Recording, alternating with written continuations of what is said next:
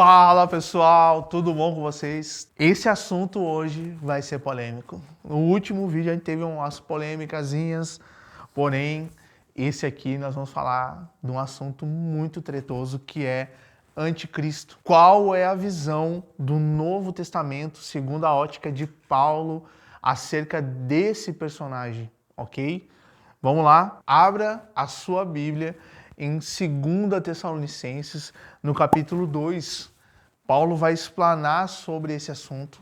E é muito importante a gente entender que a igreja em Tessalônica, ela estava sofrendo muita perseguição. E essas perseguições também estavam atreladas com uma perseguição mental na teologia deles, a qual muitos estavam introduzindo a ideia de que o dia do Senhor já havia começado, ok? E os tessalônicos tinham sido deixados para trás.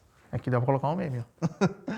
Então eles estavam em pânico em relação ao que estava acontecendo com eles, e eles estavam achando que estavam vivendo a ira do Senhor, e que, né, tudo isso, várias mentiras acerca das pressões a que eles estavam vivendo, e a única maneira deles se livrarem dessa pressão, não a tribulação da perseguição física, mas a pressão dos falsos ensinos, é o ensino correto, ok? É o ensino correto acerca deste assunto. Então, você precisa entender que isso também é muito importante para nós, porque muitas pessoas, nossa, eu vejo várias pessoas falando muita besteira sobre escatologia, dando data do arrebatamento, nossa, coisas nada a ver, falando coisas sem sentido algum. Eles criam ideias mirabolantes, misturam com teoria da conspiração, com Illuminati, fazem uma salada ali, né, uma salada de fruta, de um monte de coisa, e jogam para as pessoas, e as pessoas simplesmente banalizam a escatologia por causa dessas pessoas. Então, o ensino correto combate essas falsas estruturas, ok? Lá no versículo 1 do capítulo 2, olha só o que Paulo fala. Agora, irmãos, vamos esclarecer algumas coisas a respeito da vinda de nosso Senhor Jesus Cristo e de nosso encontro com Ele. Olha só, vinda de Jesus e o nosso encontro com Ele, ou seja, o arrebatamento, a ressurreição dos mortos e o arrebatamento. Não se deixem abalar nem assustar tão facilmente por aqueles que dizem que o dia do Senhor já começou. Não acreditem neles, ok? Então, você não pode acreditar nas pessoas que dizem que o dia do Senhor já aconteceu, ok? Não acredite nessas pessoas, você precisa ter conhecimento sobre as profecias, sobre os sinais, sobre os acontecimentos que verdadeiramente apontam para o dia do Senhor, para a volta de Jesus Cristo, e isso você só vai conseguir estudando as Escrituras. Então aqui no canal o que nós estamos fazendo é exatamente isso, nós estamos apenas estudando as Escrituras e fugindo de toda a abobrinha de teoria da conspiração, de toda a abobrinha de mitos, lendas, contos de fadas, né, sobre várias coisas que não são reais, não são verdades, ok? É isso que Paulo está combatendo, é o mesmo espírito que Paulo está combatendo. Não acreditem neles, mesmo que afirmem ter recebido uma visão espiritual. Olha aí, galera da dispensacionalista, não acreditem se as pessoas dizem das visões celestiais que elas têm. Pessoal, isso é muito importante. Isso aqui é muito importante. Isso aqui é Bíblia, galera. Uma revelação ou uma carta supostamente enviada por nós. Então, não acreditem quando as pessoas afirmarem que de terem visto uma visão celestial. Não acreditem quando elas disserem ter tido uma revelação ou que uma carta supostamente escrita pelos apóstolos, né? Um apócrifo, ok? Algo como um texto apócrifo. Não acreditem nesses 3 pontos. Isso é o que as pessoas mais se baseiam para falar besteira sobre escatologia. tá bom? Não é o nosso assunto, mas é o que a Bíblia está falando, então vamos lá. Não se deixem enganar pelo que dizem, pois esse dia não virá, preste atenção, o dia de Jesus, da volta de Jesus, não virá até que surja a rebelião e venha o homem da perversidade, aquele que traz destruição. Então, esse texto acaba com toda a falácia de um arrebatamento secreto, ok? Por quê? Porque não, para haver um arrebatamento secreto, ok? Ele tem que ser totalmente inesperado e não pode haver nenhum sinal, né? Ele não pode ter nenhum sinal antes de acontecer esse arrebatamento. Se ele é secreto, vai ser em um tempo que ninguém sabe, ou seja, não pode haver nenhum sinal, ok? Só que Paulo está falando que a volta de Jesus e o arrebatamento, que são, parece ser duas coisas distintas, mas elas acontecem simultaneamente, isso é muito importante. A volta de Jesus e o arrebatamento são coisas simultâneas. Uma coisa acontece logo em seguida da outra, e a volta de Jesus gloriosa, para que todo o olho veja, acontece primeiro e depois o arrebatamento, ok? Mas para que isso aconteça, antes deve haver a rebelião, ok? E o homem da perversidade, aquele que traz a destruição, o anticristo, ele deve aparecer e começar o seu ministério, ok? Seu ministério, seu serviço, a sua atuação. Agora, vamos ver algumas características do anticristo. Olha só. Ele se exaltará e se oporá a tudo o que o povo chama de Deus, ok? Então, o anticristo vai ser contra todas as religiões do mundo. Isso é muito importante você entender, porque muitas pessoas declaram que o anticristo vai ser um ateu, ok? Isso não é verdade e nós vamos ver isso, ok? E eles dizem também que o anticristo, ele vai ser um líder ecumênico, ok? Que ele vai unificar as religiões. Não, o anticristo não tem nenhum intuito de unificar as religiões. Pelo contrário, ele vai se opor a todas as religiões e tudo aquilo que as pessoas chamam de deuses, né? Dos seus deuses, de Deus. E todo objeto de culto, olha só, todo objeto de culto, ele vai se opor a todos os ídolos e todas as imagens, todos os simbolismos das religiões budistas, religiões afro, religiões espíritas, religiões orientais, enfim, qualquer tipo de religião, até, olha só, até se assentará no templo de Deus e se fará passar por Deus, ok? Então o anticristo, ele não vai ser um ateu, ok? Porque ele acredita em Deus, ok? E ele acredita ser o próprio Deus, ele se faz Deus. E é esse ponto em que haverá aquilo que Daniel chama de a terrível assolação da desolação, ok?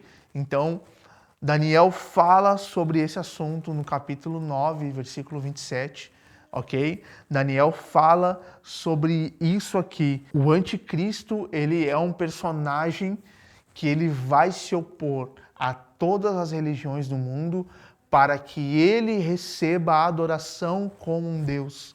Então ele não vai ser ateu, ok? Ateu é alguém que não acredita na existência de Deus ou dessa manifestação. Um ateu também não acredita em Satanás, não acredita num mundo espiritual. Ele simplesmente acredita no mundo completamente natural. Isso não tem nada a ver com o anticristo, ok? Nós não temos problemas contra os ateus. Os ateus não são nossos inimigos, por mais que eles possam tentar de várias formas nos convencer de que Deus não existe, né? Mas isso não tem a ver com a atuação do anticristo, ok? Vamos lá. Não se lembram de que eu lhes falei disso tudo quando estive aí? E vocês sabem o que está o detendo, pois ele só pode ser revelado quando a sua hora chegar. Esse texto é muito importante. Por quê? Porque muitas pessoas acreditam que o anticristo só vai poder ser revelado, ou ele só vai começar a sua atuação após o arrebatamento da igreja. Quando a igreja for arrebatada, o Espírito Santo vai ir junto com a igreja, ok? Mas não é isso que a Bíblia está dizendo. Primeiro ponto, vamos lá. O próprio texto de 2 Tessalonicenses, lá no início, já declara que a volta de Jesus e o arrebatamento só vão acontecer após a manifestação do anticristo.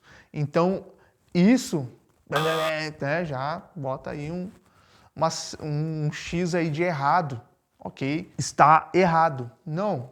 A igreja estará aqui. O arrebatamento só vai acontecer após a manifestação do anticristo, após ele se declarar como sendo o próprio Deus, blasfemando de uma forma desoladora contra Deus. É isso que vai acontecer, ok? Olha só, vamos lá. 2 Tessalonicenses, no versículo 5, né? No versículo 6, desculpa. E vocês sabem o que, olha só, presta atenção, o que o está detendo, pois ele só pode ser revelado quando a sua hora chegar, ok? Então, o que está detendo o anticristo, nada mais, nada menos do que o tempo. O tempo determinado por Deus é aquilo que detém a manifestação do anticristo. O próprio texto indica aquilo que detém, ok? O anticristo. Vamos lá. Pois essa perversidade já opera secretamente e permanecerá em segredo até que se afaste aquele que a detém. Então, quando a hora certa chegar, quando o momento oportuno chegar e o mundo estiver pronto para isso, né? Esses vários fatores, o tempo correto de Deus e o modo como Deus fará essas coisas acontecerem, tudo isso se combinar, o tempo e o modo, se combinarem para esse propósito, para esse plano, então isso vai acontecer. É isso que o texto está dizendo. Ele não está falando que o Espírito Santo vai ser tirado. Paulo não precisava falar em mistério sobre isso aqui. A gente tem que entender isso. No Novo Testamento não existem mais palavras enigmáticas, textos enigmáticos. Tudo está sendo falado num ponto de revelação. As coisas estão sendo reveladas a nós. Não se fala mais em mistérios, ok? Vamos lá. Então, o homem da perversidade será revelado, mas o Senhor Jesus o matará com o sopro da sua boca, ok? E o destruirá com o esplendor da sua vinda. Lembra que nós falamos sobre o resultado ou o objetivo do arrebatamento? Nós todos estaremos ao lado de Jesus quando ele rasgar os céus de Jerusalém, descer no Monte das Oliveiras, olhar para o povo de Israel que vai estar ali, o povo judeu, vindo ao encontro do seu povo, da sua nação, trazendo libertação e destruindo, desfazendo totalmente o anticristo com a sua glória, com a sua manifestação esplendorosa, ok? Isso é o que vai acontecer. Olha só, versículo 9. Este homem, então o anticristo é um homem, virá para realizar o trabalho de Satanás, então a operação dele, ou seja, os seus objetivos são a obra de Satanás. Ele vai ter poder, olha só, com poder, sinais e falsas maravilhas e com todo tipo de mentira perversa para enganar os que estão caminhando para a destruição. Pois se recusam a amar e aceitar a verdade que os salvaria. Olha só. Então, Deus tem um propósito para o anticristo. Ele vai, com o poder de Satanás, conduzir aquelas pessoas que se recusam, ok? Então, o plano de Deus para Satanás, né? Porque Deus tem a soberania de todas as coisas. Deus vai usar Satanás, vai usar o anticristo para conduzir as pessoas que se recusam a aceitar a verdade acerca de Cristo, do Evangelho. Essas pessoas vão ser conduzidas pelo engano, pelos falsos sinais, por esse falso poder. Versículo 11. Portanto, Deus fará que sejam enganados. Deus vai permitir o engano e eles crerão nessas mentiras. Então serão condenados por ter prazer no mal e em vez de crer na verdade. Ok?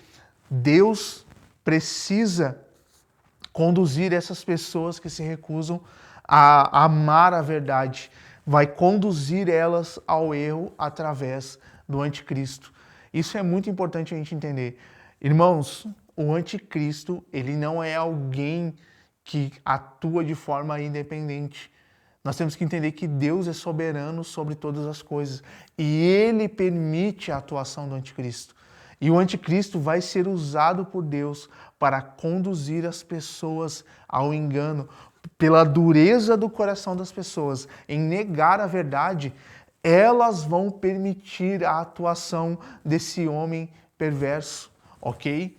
Então nós precisamos compreender isso, nós precisamos entender, né, essas características do anticristo, né? João também vai falar sobre ele, vai falar que ele é aquele que nega o Pai e que nega o Filho, ou seja, o discurso dele vai estar baseado em negar que Jesus Cristo é Filho de Deus e negar que Deus possa ter um filho, ok? Negando completamente a principal característica de Deus, que é a paternidade, ok? Então, como nós vamos entender isso, como nós vamos compreender essas coisas? Através dessas revelações do Novo Testamento, nós vamos olhar para o Antigo Testamento, ok? E encontrar no Antigo Testamento as profecias acerca do anticristo. E elas, com esse fundamento, com essa base do Novo Testamento, nós vamos poder construir esse personagem ao longo dos nossos vídeos, ok? Ao longo das séries que nós vamos fazer. Mas Paulo, quando ele fala do anticristo, ele fala sobre essa pessoa que traz rebelião, que traz esse auto-intitular-se Deus. Ele vai acabar com todas as religiões da terra porque ele precisa ser adorado. Ele vai ser o homem que vai desejar se tornar Deus. Ele vai se sentar no templo de Deus. Então são coisas que nós podemos analisar olhando as coisas ao nosso redor. Isso é um grande sinal. E o sinal desses acontecimentos vão marcar, segundo Daniel, capítulo 9, versículo 27, a metade da grande tribulação, como nós vimos em Mateus, capítulo 24. Então, essas são as características desse homem chamado anticristo. Alguém tão egocêntrico que se considera como Deus. E Satanás vai usar esse homem com poder, né, usando o seu poder, usando, né, todas as maravilhas, as falsas maravilhas, né, para poder enganar as pessoas que negam a verdade, ok? Então, se esse vídeo te ajudou a reconhecer melhor o anticristo, a sua atuação e entender onde a igreja vai estar nesse cenário, comenta aqui para nós. Não esquece de curtir o nosso vídeo, se inscreva no nosso canal. Esse canal, ele é construído por várias mãos, várias pessoas que estão se dedicando dia e noite para que isso aconteça. Então nos ajude, compartilhe com os teus amigos, teus colegas, teus familiares. E semana que vem nós temos que ter mais um vídeo sobre esses assuntos, sobre a volta de Jesus. Amém? Até mais!